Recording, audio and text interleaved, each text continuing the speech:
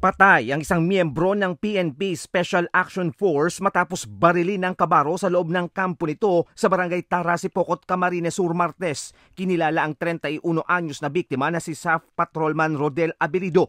Sa investigasyon, di pagkakaunawaan sa labahan ang dahilan ng pagbaril sa biktima ni SAF Patrolman Jonel Idos, 31 anyos. Matagal nang magkakilala ang dalawa dahil magkasama sa SAF Batch 2020 at mula sa Northern Samar, kaya hindi inakala ng mga kabaro na mamasamain at susuntukin ng biktima ang sospek matapos itong sawayin na huwag ipasok ang labahan sa palikuran dahil may tao pa sa loob. Kinuha ng sospek ang service automatic rifle nito at binaril sa ulo ang biktima bilang ganti. Naisugod ang biktima sa Bicol Region General Hospital and Geriatric Medical Center pero pumanaw pagkalipas ng ilang oras na nasa kritikal na kondisyon.